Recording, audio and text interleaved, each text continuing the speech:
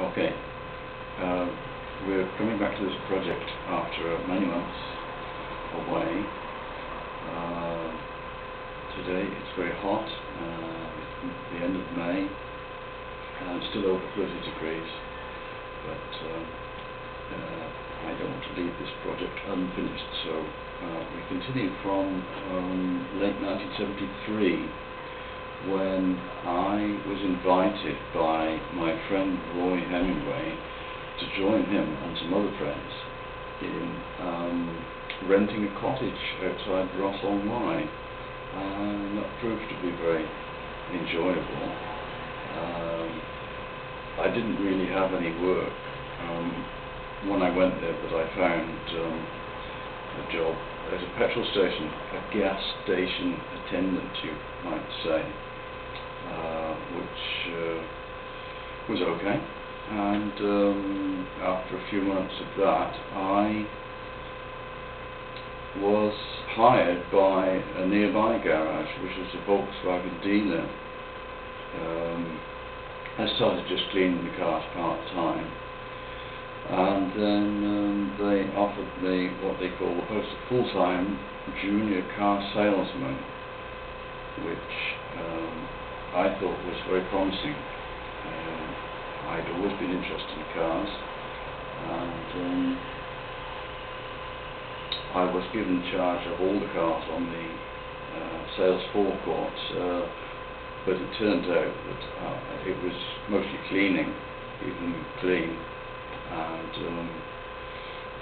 doing odd jobs, going to buy parts or road tax in nearby Hereford, going among the cars. Fortunately, I was allowed to choose any car for these trips, and there was a 3-litre Ford Capri automatic, but they wouldn't let me have that one. Well, on one occasion they did, but mostly I was going out in Volkswagens. It was a bit of a disaster, really, because I got very tired doing the physical work of cleaning cars, and also I damaged some of the company cars, or the sales cars. In fact, one of them, it was so serious that I turned the car over onto its roof on a corner because I was going too fast. And I survived that completely uninjured, amazingly. Anyway, after the third incident of car damaging, I was fired from there. And I also left the cottage share. That was after about 18 months or so. Then I went back to my parents' house in Ross-on-Wye, and didn't do very much at all until my dad found me a job cutting grass at Bridgestow Churchyard. That was also enjoyable. I enjoyed working on my own and being out in fresh air, being in a quiet place, doing the job when I wanted, for however long I wanted. This was a clue in finding job satisfaction much later. I did find a job in my chosen line of work, which is clerical work. I got trained in 1972, and then I decided I didn't want to do office work, but I eventually went back to it in 1975 in Wolf Tools, which was quite good because I was interested in garden tools, and I worked in the accounts department, mostly on the purchase ledger,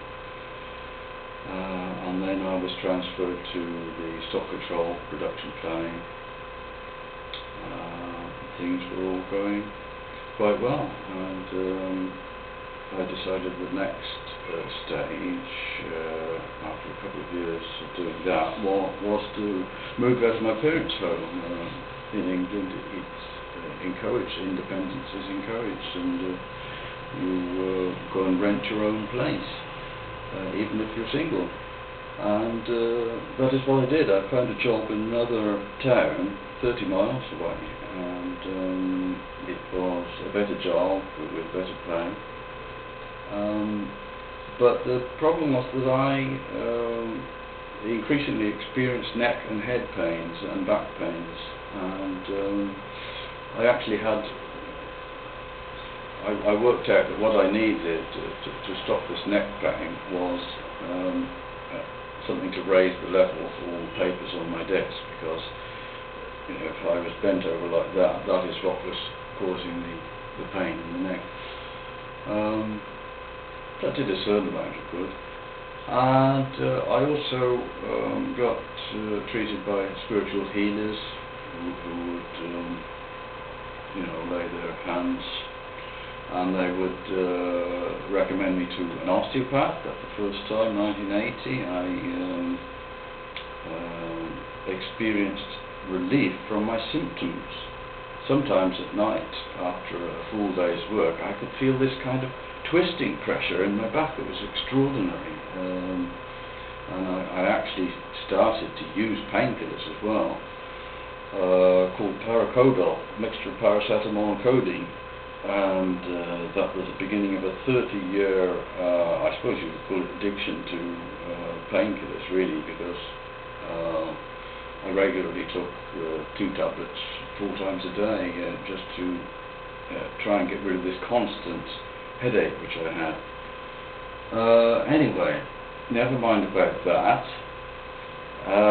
The job was going very well, and I discovered therapy. I had some psychotherapy because the doctor was very sympathetic. I explained that I was very shy and couldn't make friends, and any approaches to women were very short-lived.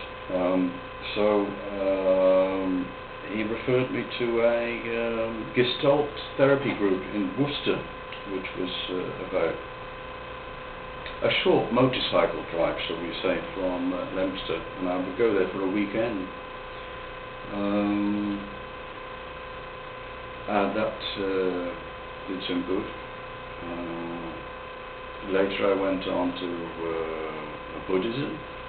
I joined a Buddhist group in Hereford for meditation and visits by a bhikkhu or Buddhist priest. Very good for me.